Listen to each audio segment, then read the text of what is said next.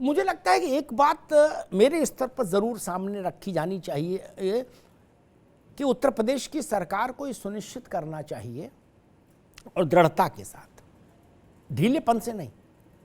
हालांकि योगी आदित्यनाथ का वो स्वभाव भी नहीं है, अगर वो किसी चीज से सहमत है तो फिर पूरी दृढ़ता के साथ उसके लिए खड़े होते हैं कि किसी भी धार्मिक स्थल से माइक हटे, ये ठीक नहीं। और एक और व्यवहारिक चीज को भी समझिए, आज से 200-300 साल पहले, 200 साल पहले, 150 साल पहले जब भी ये माइक बना होगा, मुझे नहीं पता कब बना होगा, जब भी बना होगा 1800 के आसपास कहीं बना होगा, तब विरल आबादी थी। ठीक,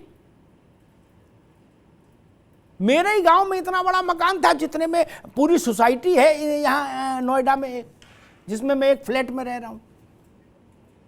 अब वैसा तो नहीं है क्या? अब अगर फ्लैट में वैसी ध्वनियां होने लगी तो पूरे अपार्टमेंट के आरडब्ल्यूए के लोग आ जाएंगे मेरे फ्लैट में उसको हमको वो करने कि भाई साहब ये क्या कर रहे हो, गजब कर रहे हो।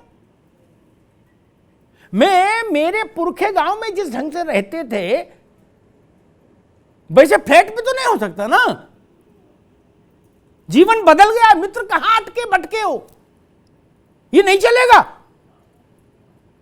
पहले समझाइए, जिसको समझ आ जाए उसको प्रणाम करके कहिए आप अच्छे आदमी, लेकिन जिसको समझ में ना आए, विमल सिंह, शासन का दायित्व तो है फिर उसको शासन अपने ढंग से समझाए। कानून कोई मजाक का विषय नहीं, वैकल्पिक विषय नहीं कि तुम्हें अच्छा लगे तो ले लो, नहीं अच्छा लगे तो मत मानो, ये तो नहीं हो सकता कानून में। इस देश में गलत नजीरें पड़ी जिनके चलते समस्याएं पैदा हुई। मुझे याद है शाहबानो वाले मामले में सुप्रीम कोर्ट का निर्णय आया, वो एक टर्निंग पॉइंट था इस देश के लिए। राजीव गांधी ने उसका समर्थन किया, प्रधानमंत्री थे। आरिफ मोहम्मद खान जो इस वक्त केरल के गवर्नर हैं, आरिफ मोहम्मद खान मंत्री थे। आरिफ मोहम्मद खान ने उस निर्णय के पक्ष में धुआंधार भाषण दिया लोकसभा में।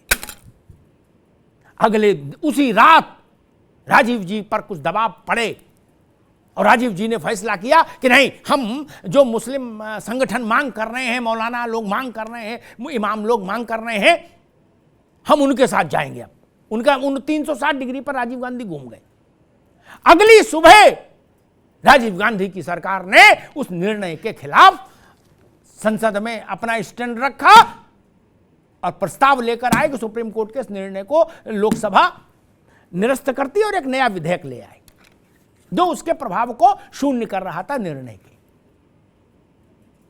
वो टर्निंग पॉइंट था, उसने इस देश के मन मिजाज को बुरी तरह झकझोरा था। और मालूम है, पता नहीं कितने, मैं वहां एक पत्रकार के नाते चूंकि चीजों को देखा हूं इसलिए कह सकता हूं, बाकी लोग पढ़ेंगे तो समझ पाएंगे अच्छे से। एक नेता थे उत्तर प्रदेश के, नाम सुना हो शायद आप लोगों ने, जियाउर रहमान अंसारी।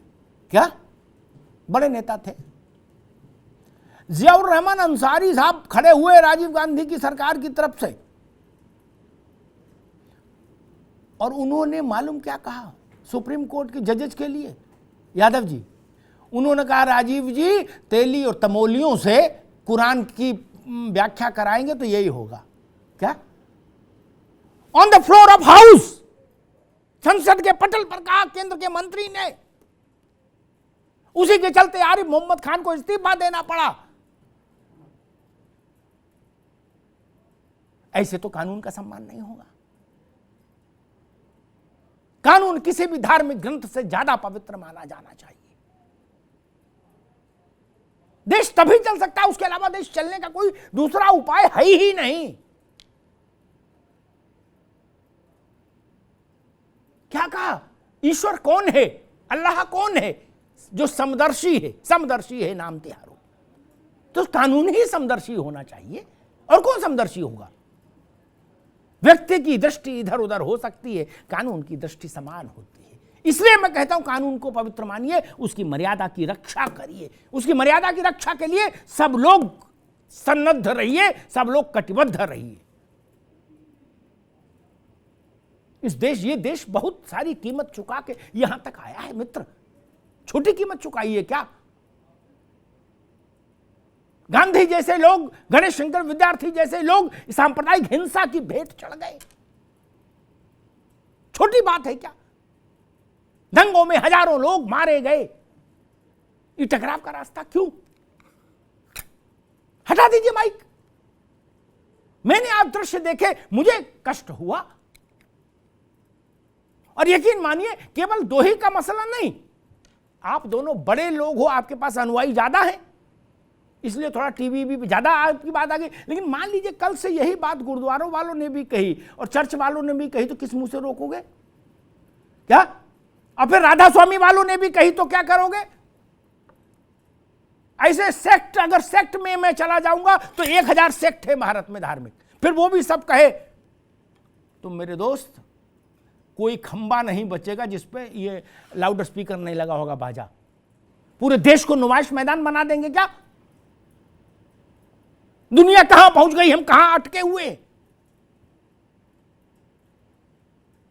और क्या ईश्वर को भी उसकी जरूरत है? मशीन की कान में मशीन लगाता है क्या ईश्वर कि धीरे कहेंगे तो सुन नहीं पाएगा? ऐसा है क्या?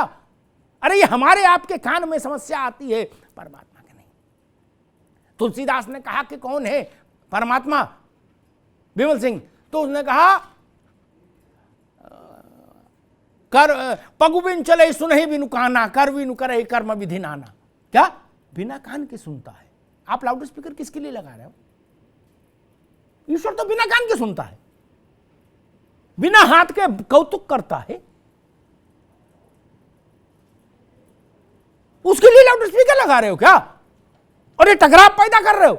नहीं, टकराव पैदा मत करिए। मैंने कहा था कि देश काम कब करेगा, तो किसी मित्र ने कहा नहीं ये भी चलेगा और काम भी होगा। नहीं भाई, चीजों को बदलने दीजिए। 8 प्रहर पूजा करेंगे तो काम कब होगा? काम कब होगा? उसके बाद कोई समय बचता है क्या? फिर आपको स्थान चाहिए पूजा के लिए, तो आपको डेस्क छोड़ के जाना होगा ना बार बार। तो कौन नौकरी पर रखेगा और कहां आप काम करेंगे, ये भी बता दीजिए जरा हमको। डॉक्टर ऑपरेशन करेगा, ये जब तब करे बैठ के। इसलिए दया रखिए, ये काम साधु संत मौलानाओं को करने दीजिए, उनका ये विशेषज्ञता है, उनको करने दीजिए। बाकी लोग राष्ट्र के निर्माण में योगदान दीजिए। अल्लाह को, परमात्मा को हृदय में धारण करिए। ठीक? मैं कभी भी ताबीज और माला, मेरी बात गौर से सुनिएगा, ताबीज और माला दोनों कुर्ते के ऊपर पहनने का हिमायती नहीं रहा। ताबीज हो चाहे माला हो, कुर्ते के अंदर पहनिए। इसका अर्थ क्या है कि अपनी धार्मिक आस्था को अपने तक रखिए, किसी पड़ोसी पर थोपने की कोशिश कोई न करे, कतई न करे।